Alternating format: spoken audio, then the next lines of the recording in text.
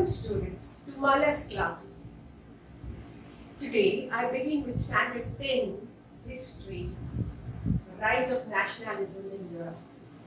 Before I begin this unit, I would like to tell all those students who are watching this video is that this class or this video is not a substitute for your regular teacher in the school.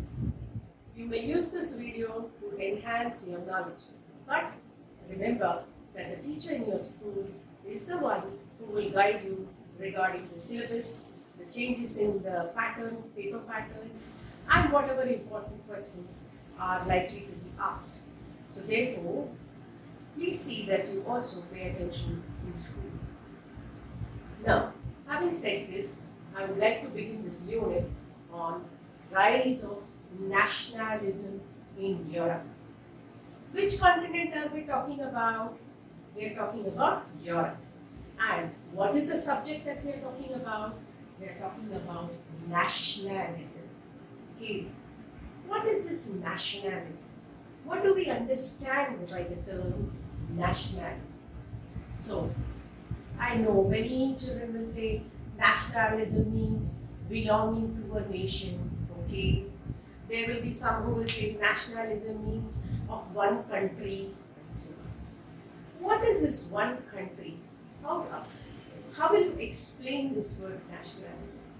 Is nationalism the same as patriotism? Is nationalism the same as being, love for your country? How will you explain this? Very, very simple.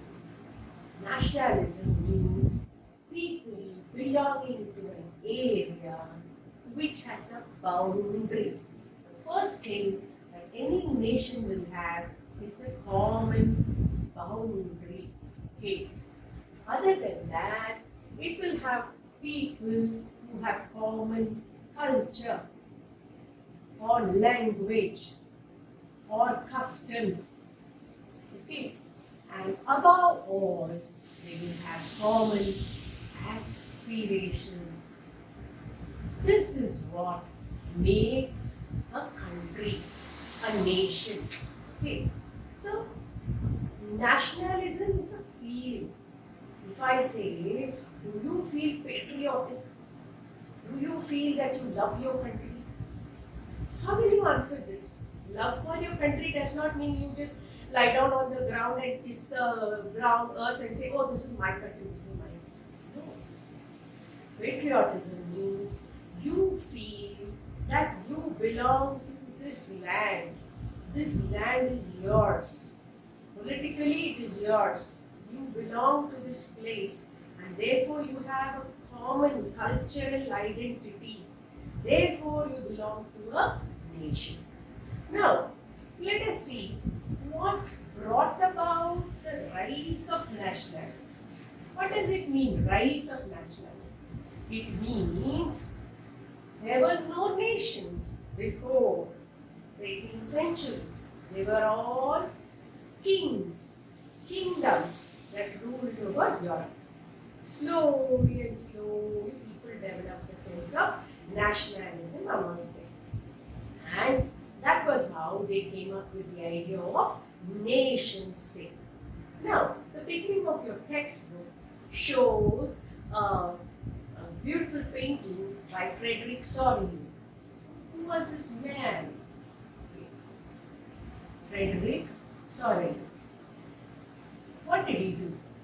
He had a series of 4 paintings. So many painters are there. But why they have picked up only Fredericks Vision? Something special about Fredericks Vision, isn't it? So Fredericks Vision actually came up with a painting which depicted, people walking with flags. Okay. If you see your picture in the, in the textbook, it will show the American flag going in front, followed by other countries like Spain and Germany and Italy and so on, all walking and going. And where are they going, walking and going? They are going near the Statue of Liberty, around the Statue of Liberty. Now, the picture shows like this. Okay, the Statue of Liberty, okay, with two hands. On one hand, she has the Charter of Rights, okay, and on the other hand, she has the torch. So, and all people walking around this with marching with their flags and going around it. So, starting with the Stars and Stripes, that is American flag, and then followed by other flags like the French flag, and then the German flag, and the British flag, and so on. All people marching around the Statue of Liberty. Okay. Now, this painting became very famous. What was the reason for its becoming so famous is that this painting visualized, this painter visualized. What is this visualization? Okay. Let's have a look. He had a vision. He had a vision, or he could visualize. What did he visualize? He visualized that all these kingdoms would eventually become nations. And when did he visualize this? He visualized it at a time when many of these kingdoms were not yet countries. But he was able to foresee, he was able to see that in course of time, these small units or these kingdoms would definitely become what is called as nation states. Okay. He wouldn't have just thought like that. He would have seen, definitely he would have observed the changes that had taken place in Europe, and he would have, thought that yes, these changes will definitely make these kingdoms into what is called as nation states. Then he said that these nation states would definitely be nation states would definitely replace what was called as the multinational dynasties. Then, what was it that contributed? So, the first point was about Fredericks Vision. Okay, and his painting. First. Secondly, what was it that contributed to the idea of nation? You must remember that last year you had read that in 1789 the French Revolution took place, and thereby things began to change in Europe. So it was because of the French Revolution that things began to change in France, and the monarchy was overthrown and the republic was established. It means the king could no longer, he did not have rights, and instead of the estate general, there came the parliament system which came into function. What was the reason for this kind of a situation which arose?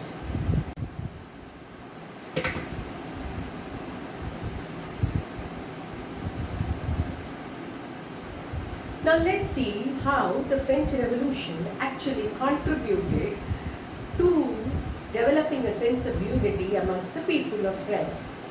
What had happened? If you recollect, in the 9th standard portion, you will remember that it was in France alone that the movement started, and in 1789 the French Revolution took place. And after that, the power went on to the hands of the people. Now, with that, what happened was people started developing a common identity. They started feeling that they belong to a nation rather than to a kingdom. Now, there were several things which contributed to this feeling being developed. What were the several things?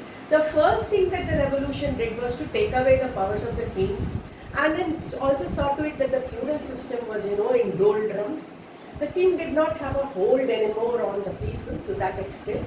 The parliament played an important role, and moreover, it was the people who came up with so many different ways of bringing a sense of unity amongst the people. For example, they had what they started calling the people as la citoyen, which means citizens. They were no longer called as subjects, but they were called as citizens. And la patrie, which means fatherland. Okay, So, and the French language, that they spoke about all the French literature and so on. But by this time, what had happened? The lands from the clergy and the nobles were taken away. So if you remember, in Standard 9, we had the king, and then the clergy, and the nobles, and then the peasants or the farmers, right? And these two never paid any taxes, whereas all the taxes were paid by the peasants. And these two were the landed people, and all these the peasants had to work for them. And they had what was called as manorial duties, means they had to go and work over there, right? So when the French Revolution took place, what happened was France went into the hands of the people, and there was instead of the estate general, this was called as the estate general. Instead of the estate general, now the peasants or the people, the intellectuals, the doctors, all of them formed what was called as a National Assembly.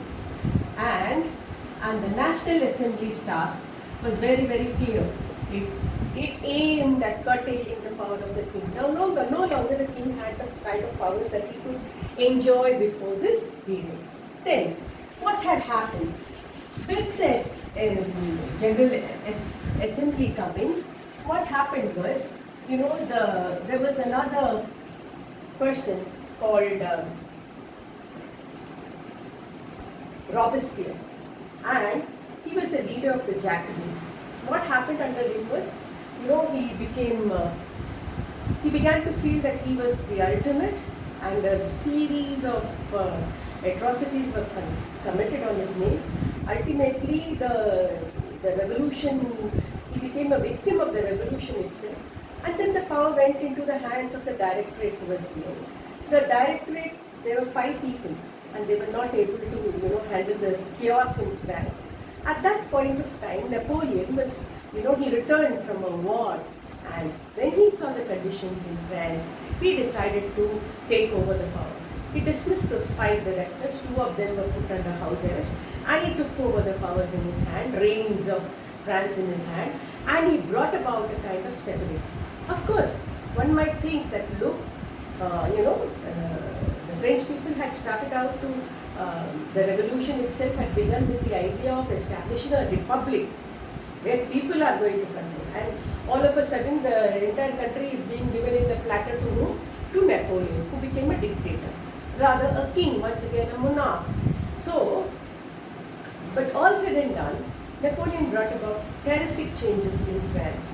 The first thing that he did was to remove the manorial duties, take away the lands. Lands were taken away from whom? From the clergy and the nobles. So lands were redistributed, right? It was given to people who could work on it. And second, peasants were freed from manorial duties. No longer they were asked or forced to work on those farms. Third, taxes had to be paid by all. Okay, taxation was there. Then, most important thing was that people could now even vote, right? Who could vote? Those who were 25 years and above and also were paying taxes, they could vote. But then, he also brought about, a uniform law and uniform administration, which was very important. Okay. It was uniform for every person and uniform law, which means the judiciary was corrected and the proper law was also established. Now, because he brought about this, and then the next thing that he did was he embarked on bringing, Switzerland, Hungary, all these places, Germany. At that time, Germany was divided into 32 principalities and areas, little bit of areas of Austria, okay, so France and Italy. All these places he annexed. And what did he do? He forced everybody to speak French. So the French language was imposed on everyone. As a result, there was one language which was spoken all over. Now, it was very good in the sense, in 1802, Whatever changes he brought, like, uniform administration, uniform law, and, removing manorial duties and freeing the slaves and so on, all this came under what was called as Code Napoleon, which he brought about in the year 1802. This saw dramatic changes in Europe. For the first time, people began to experience a kind of oneness. So, sense of what? Nationalism began to develop amongst the people of France. And it was Napoleon, or rather France, that had contributed to the sense of nationalism being developed there. Okay, now having said this, now let us see what happened. Now that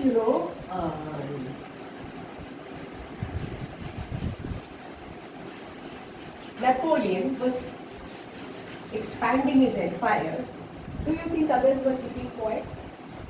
They knew that he was very strong, so they kept quiet.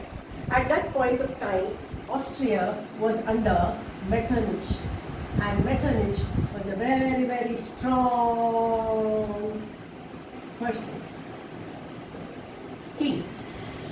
And what did he do? He joined hands with Prussia and Russia. Okay. He joined hands with Prussia and Russia, and there was a war, famous battle at Waterloo,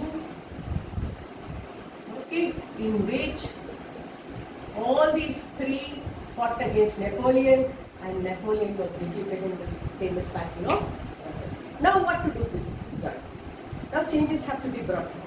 But you must understand that when Napoleon himself was there, and I told you that the German states, they were divided into 32 principalities. Okay, and it was not easy for people to move from one principality to another. In these 32 principalities, the weights and measures were different. So one of the most important things that Napoleon had done was to bring about uniform weights and measures, uniform currency. This actually brought in a sense of unity amongst all these 32 principalities. And what he did was he reduced that currency from 11 or so into 2 only.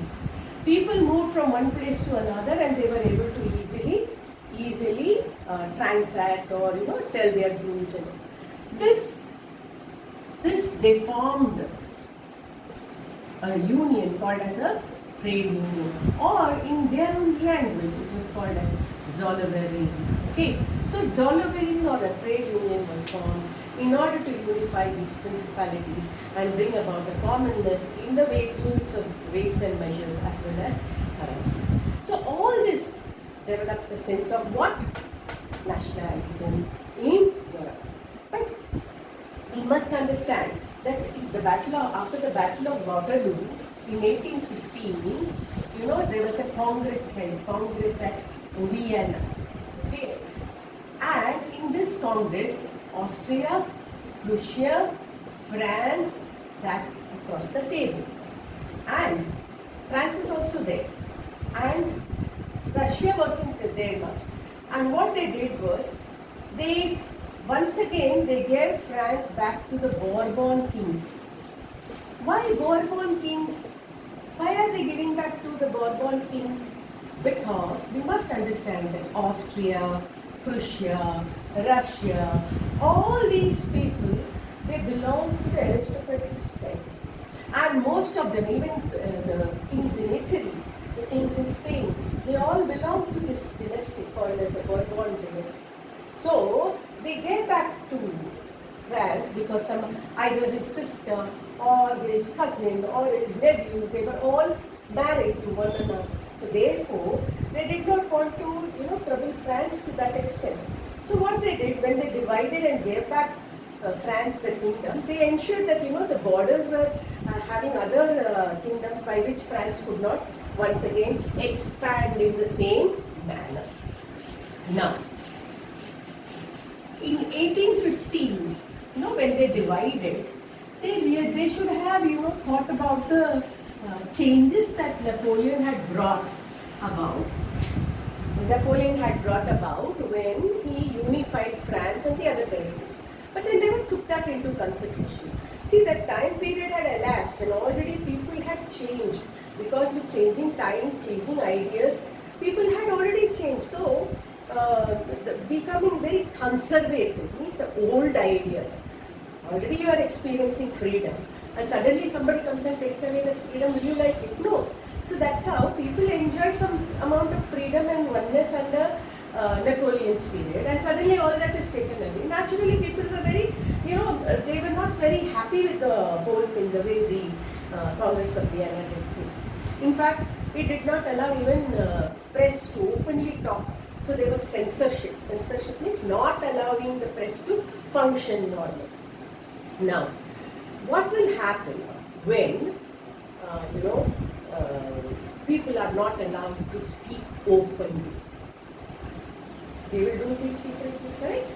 So, during this period, people also did lots of things very secretly.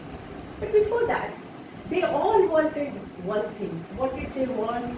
They wanted to be liberal. Okay? And liberalism comes from the word Latin word. Okay? Now, everybody looked at liberalism in a very different way. So, what will the merchant look at? How will he look at being free, experiencing freedom? He will think about experiencing freedom in trade. Okay, that less duties are put on him. Okay, he is able to trade freely. All this would mean liberal for him. So, in economic terms, okay, in economic terms, it would mean that merchants could trade freely. What about the common people? Common people would want that they should have the right to vote. Okay, it would mean freedom to them. So everybody or every sphere started interpreting the word liberal according to what they require. Now, like I told you, people had experienced this kind of freedom, and this was being snatched away. Okay, by whom? By the conservatives. Means once again the kings have come into the picture, and they are not allowing us to be free at all. They are not allowing us to do our things the way we were doing before, and it is so suffocating. Okay, know what to do? See, even in the school, when you want to do things openly and you are reprimanded for it, then what will you do? You do it quietly, secretly. Why you don't do it openly? Because you know that it is not approved. Like for example, when a maths class is going on or when a social science class is going on and you take out your tiffin on the last bench and start eating quietly, you will be caught. You will be sent out, isn't it? So what will you do? How will you do that? You will eat very secretly. You will eat it quietly. Similarly, what happened in those days was people were not allowed to openly express their ideas. So they started forming what was called as secret societies. What societies? Secret societies. And one such society was the Carbonari. What was the name? Carbonari, which was in Italy. And it was Giuseppe Mazzini who had joined this. Okay. And then he was caught in one of the upheavals that he was involved in. He was caught and he was exiled. Exiled means thrown out of Italy. Okay. So when he was exiled, then he came back again and he formed two societies, secret societies. One was called as Young Italy and the other was called as Young Bern. Okay. Following him, there were many such secret societies established in France, and as a result, you can see that France was undergoing a change. Now the question arises, teacher, that means all those European countries like France, Italy, okay, and you have Austria, you have Hungary. Were all these having, the same, people speaking the same language? Or were they all having that sense of nationalism? Now the answer is no, because many of the European countries, like Austria-Hungary, was a patchwork of different, places, and all these different regions had people speaking different languages. Their culture was totally different. So you find Austria-Hungary was a patchwork of many such ethnically different population. Okay. So yet that means what? It simply means that although these kingdoms were like one kingdom, all the kingdoms did not have people speaking the same language. Now, your text talks about, gives 2-3 examples over there. They speak about Austria-Hungary.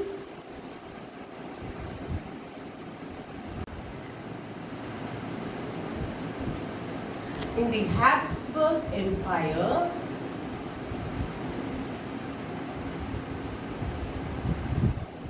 okay, they spoke different languages.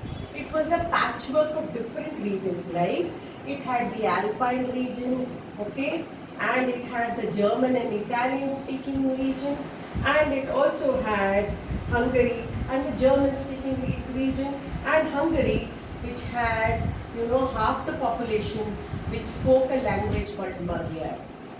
And not only that, they also had the Bohemians.